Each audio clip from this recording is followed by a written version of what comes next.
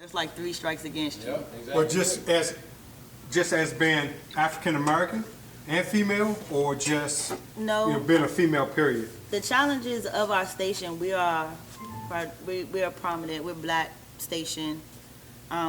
So the views against us are already, the strikes are already against us. Then to be a female in a leadership role, that's like a second strike. And then to be volunteer, that's like the third strike. You know, when you go on the scene and on some things, a volunteer to be an officer, we're held to the same standards as a career. So on some of the calls, I'm at the same level as a career person. So, I mean, Do y'all have the same type of training? yes. Okay. Now, who actually do the training, and where is the training? All the training is through the University of Maryland Fire Rescue Institute, MIFRE. The same standards as the career personnel. We have to go through the same training hours, testing as the career personnel to hold the same. To rank on the outside of the fire station, we have to have the same training as a career personnel to hold that rank. So when we're outside the building, we are at the same level. The only difference being is though in PG County, on a career side, to be an officer, you have to be a medic.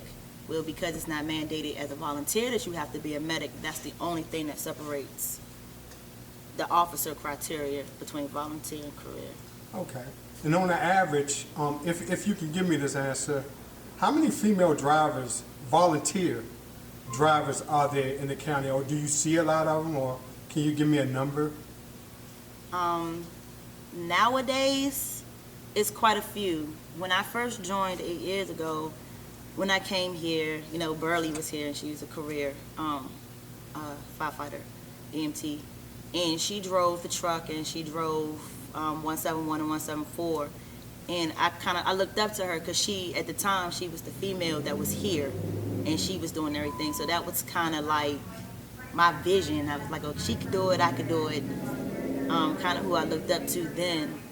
But now you have female battalion chiefs, you have female lieutenants, female captains, you have duty officers that's females, and a lot of them wagon drivers at different career stations. And on the volunteer side, I haven't seen too many female wagon drivers, but I'm sure they do exist. And why is that, do you think?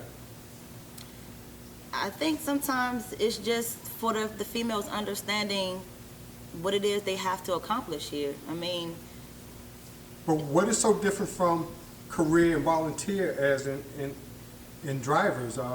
Is there a big difference? And why is it a big disparity in the females not being able to drive on the volunteer side?